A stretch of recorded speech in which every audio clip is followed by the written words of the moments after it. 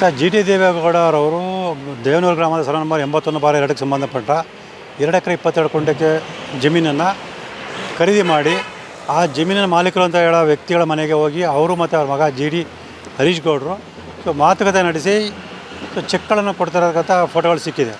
ಅವುಗಳನ್ನು ಗಮನಿಸಿದಾಗ ಆ ಜಮೀನನ್ನು ಖರೀದಿ ಮಾಡಿರೋಂಥದ್ದು ಜಿ ಟಿ ದೇವೇಗೌಡರು. ಆದರೆ ಕ್ರಯಪತ್ರ ಆಗಿರೋಂಥದ್ದು ಅವರ ಸಹೋದರಿ ಮಗ ಮಹೇಂದ್ರ ಹೆಸರಲ್ಲಿ.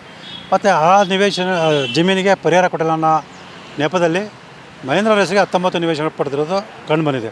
ಸೊ ಈ ಬಗ್ಗೆ ಕ್ರಮ ತಗೊಳ್ಳಿ ಅಂತೇಳಿ ನಾನು ಇವತ್ತು ಲೋಕಾಯುಕ್ತ ಅಧಿಕಾರಿಗಳಿಗೆ ಮತ್ತು ಇ ಡಿ ಅಧಿಕಾರಿಗಳಿಗೆ ದೂರನ್ನು ಕೊಟ್ಟಿರಂತೆ. ಸರ್ ಅಂದರೆ ಈ ಹಿಂದೆನೂ ಕೂಡ ಅವರ ಅಳಿಯ ಮತ್ತು ಮಗನ ಒಂದು ಇದೇ ರೀತಿ ಅಂದರೆ ಅವಾಗಿಂದ ಕಾಯ್ತಾ ಇದ್ದಾರೆ ಹೇಗೆ ಅಂತ ಸರ್ ಅದು ಬೇರೆ ನಿವೇಶನಕ್ಕೆ ಸಂಬಂಧಪಟ್ಟಾಗೆ ದೂರನ್ನು ಕೊಟ್ಟಿರೋಂಥದ್ದು. ಇದ್ರ ಬಗ್ಗೆ ಕೂಡ ದೂರು ಕೊಟ್ಟಿದೆ, ಆದರೆ ಸಾಕ್ಷ್ಯಗಳು ಸಿಕ್ಕಿರಲಿಲ್ಲ.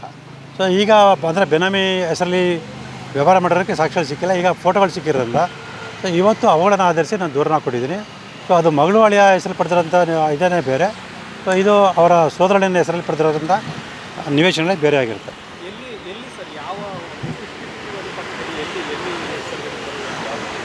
ಸರ್ ದೇವನೂರು ಗ್ರಾಮ ಸರ್ವೆ ನಂಬರ್ 81/2ಕ್ಕೆ ಸಂಬಂಧಪಟ್ಟಾಗೆ ಇವರು ಸುಳ್ಳು ದಾಖಲೆ ಸೃಷ್ಟಿ ಮಾಡಿಕೊಂಡು ವಿಜಯನಗರದಲ್ಲೇ ಇರತಕ್ಕಂಥ ಕೋಟ್ಯಾಂತರ ಬೆಲೆ ನಿವೇಶನಗಳನ್ನು 19 ನಿವೇಶನ ಪಡೆದಿರೋಂಥದ್ದು ಇಲ್ಲಿ ಕಂಡು ಬಂದಿದೆ.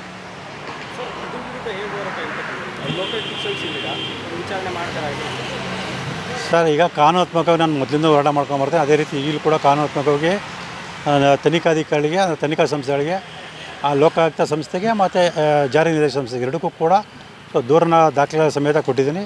ಅವರು ಪರಿಶೀಲನೆ ನಡೆಸಿ ತನಿಖೆ ನಡೆಸುವ ಮೂಲಕ ಸತ್ಯವನ್ನು ಎತ್ತಿ ಹಿಡಿದು ತಪ್ಪಿತಸ್ಥ ಶಿಕ್ಷೆ ಕೊಡಿಸ್ತಾರೆ ಅನ್ನೋ ವಿಶ್ವಾಸ ನನಗಿದೆ. ಸರ್ ಅದೇ ಜಿ ಟಿ ದೇವೇಗೌಡರು ಅವರ ಸಹೋದರಿ ಮಗ ಮಹೇಂದ್ರ ಅವರ ಹೆಸರಲ್ಲಿ ವ್ಯವಹಾರ ನಡೆಸೋದ್ರಲ್ಲಿ ಸ್ಪಷ್ಟವಾಗಿ ಕಂಡು ಬರುತ್ತೆ. ಸರ್ 19 ನಿವೇಶನ ಪಡೆದಿರೋದು ದಾಖಲೆಗಳ ಮೂಲಕ ಗೊತ್ತಾಗುತ್ತೆ.